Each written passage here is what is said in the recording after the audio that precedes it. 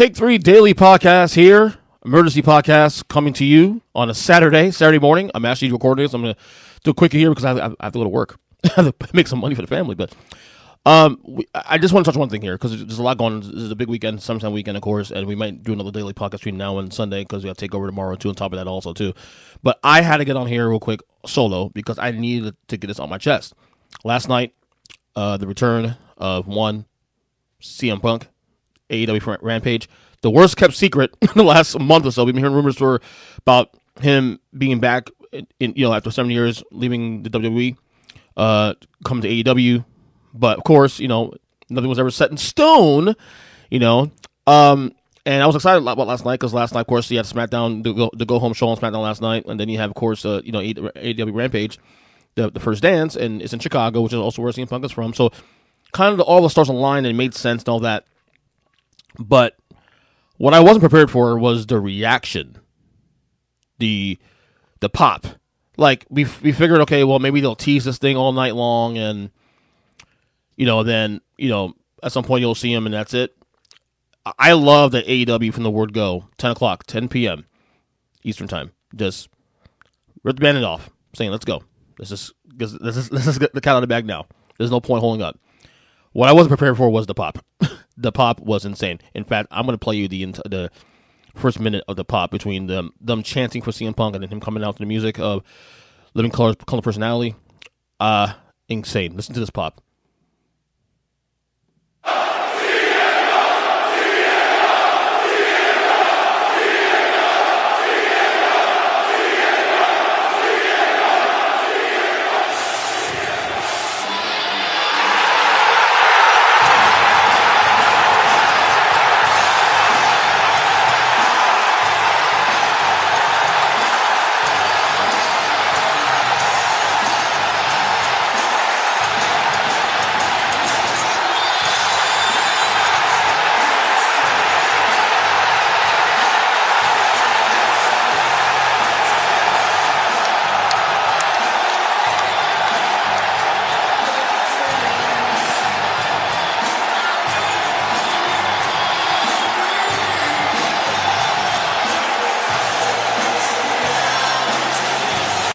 I gotta be honest. Listen to this. First I watched it. I watched it. Obviously live, but I also put on headphones because my wife at the time was actually on the phone with someone. So I ended up putting on the headphones, and I listening to it on headphones was even 10 times more amazing and louder. You hear the wave when the music pops up. Of course, first the chanting of CM Punk, then you have the music, the theme music coming out, and then you have another wave of the crowd going up a decibel when you see the reveal. You see CM Punk come out of the from backstage. And it's funny because for me, okay, so CM Punk, I believe, started in WWE in 2005, 2006, I believe, somewhere in there. And he left in 2014. Now, as you guys know, some guys that don't know this, I'll remind folks here, I was not watching pro wrestling at this point. Because you guys know, I took a 17-year hiatus, 2002, 2019. So CM Punk, for me personally, doesn't really hit anything for me in the same way because I did not really experience him in real time. Now, that being said, CM Punk was, I would still keep a little one eye open on pro wrestling in those 17 years. Just see what's going on. I mean, obviously, about John Cena and Edge and, of course, all the big names, and I hear about CM Punk. All I knew is that when I go on Twitter, even those days when I wasn't watching wrestling, CM Punk was always trending, was always being a topic, always being talked about throughout, where he's trending on Twitter or he's just being talked about, people, friends of mine or family members who watch wrestling and just bring him up randomly. So I knew what CM Punk was, and I knew that he was definitely making an impact. When I got the network 2014, he was spread over the network too as well. So CM Punk was not necessarily silent in my life in that time, even though I wasn't watching the product. So I knew who he was, and I was, obviously.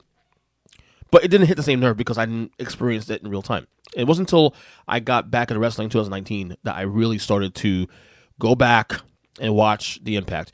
Watching the Money in the Bank match against John Cena in Chicago also too, where he got that major pop also, which, by the way, I'm going to be doing hopefully, definitely on my podcast, or podcast, probably on Take 3 as well too at some point, doing a topic saying, revealing the top 5 biggest pops in the history of the business. Last night's pop, for me personally, and I'm trying not, no, let me rephrase that. I'm not even trying. I'm telling you, I am not being prisoner of the moment right now. Last night's pop, considering the circumstance, considering the sustainability and all that, was the biggest pop I have ever heard, considering everything. Considering the emotions and stuff. I mean, you had grown men crying in the crowd. There were showing men crying in the crowd. I mean, and again, it's perfect because it was in Chicago, which is his hometown.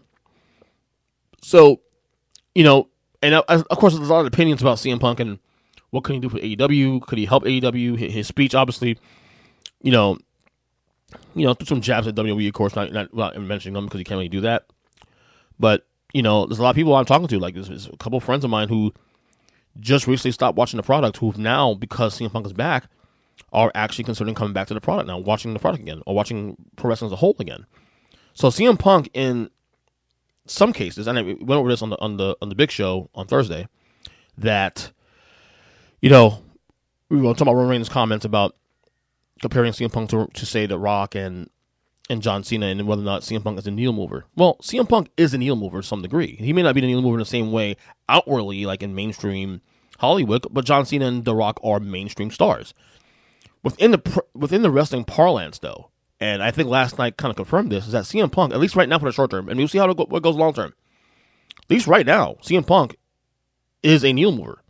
Last night's reaction all over Twitter and social media, and I think me also, like, again, I was never invested in CM Punk because I wasn't watching the product, but the fact that I was actually excited about last night, I bought my wife $50 sushi last night so we could enjoy wrestling last night. I don't watch SmackDown Live normally anyway, so I was already jacked up last night to watch wrestling as a whole. And mainly because of the CM Punk reveal, which we got, which Tony Khan did deliver on. So, I've watched that clip. I posted on my social medias platforms, Facebook, Instagram, Twitter. I've watched that intro of CM Punk coming out to the ring, down the ramp, like probably 100 times already now in the last 12 hours. I mean, it was incredible. I got goosebumps watching that thing. I got goosebumps, and I don't know. Like I said, we're gonna in the weeks to come, days to come, whatever. We're gonna debate about what kind of impact he'll have on the company. What could he do? Because we still don't know how good he's in the ring. He hasn't wrestled in 7 years, so that's still another major hurdle we're gonna, as fans, have to get over. But in terms of his presence in the company, in terms of his presence being back in a pro wrestling environment, I think he proved last night that he still does move the needle. He still has a pulse, and fans do care. And again, when you have friends of mine, and people I'm talking to, like who haven't watched the product in a couple of years, and they're coming back to the fold because of what happened last night, I think it's a little bit of proof that CM Punk does move the needle to some degree. Again, we'll debate in the coming weeks about the impact and what he can and can't do for the company. And you still have that Daniel Bryan, or Bryan Danielson, will be called, who's rumored to come to the company as well too, probably in September. Dave Meltzer put a report last night that there's supposed to be another significant person that may also be coming to the company soon too. Speculate as Bray Wyatt / Wyndham and Tunda. So there's a lot of things going on right now. And I'll tell you, last night confirmed this to me. Man, it is fun being a wrestling fan. We get made fun of because pro wrestling is fake sport and scripted. Okay, whatever. That's you. You don't like that's fine. But last night was one of those moments. It reminded me why I love watching pro wrestling. It reminded me like moments. And by the way, for the record, speaking of moments, before I go, I got to head to work. Last week's Rampage debut, you had Chris Jericho and Excalibur, Mark Henry, and Taz. They brought in Jim Ross in place of Chris Jericho. Don't know why. But whatever reason they did that, it was smart. Jim Ross may not be the same guy he was even 10 years ago. Certainly not 20 years ago. But Jim Ross still to this day, even in AEW, is still a moment maker. His voice still resonates to multiple generations of fans, pro wrestling fans. And having Jim Ross there for the reveal was perfect. It set the tone. It set Jim Ross is the standard of how we judge pro wrestling commentators. He is arguably the greatest of all time.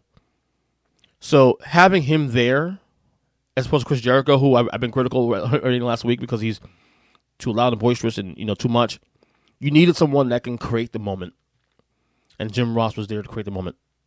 And now in the years to come, when AEW continues to exist, hopefully in the years to come, decades to come, you'll have this. So anyway, that's just my quick thoughts on CM Punk. Anyway, enjoy SummerSlam weekend. Hopefully, have another podcast daily from the boys, Mike and Joe, previewing NXT Takeover. So we'll see what happens. Otherwise, love you guys. Enjoy the podcast. Enjoy SummerSlam, and we'll talk to you later.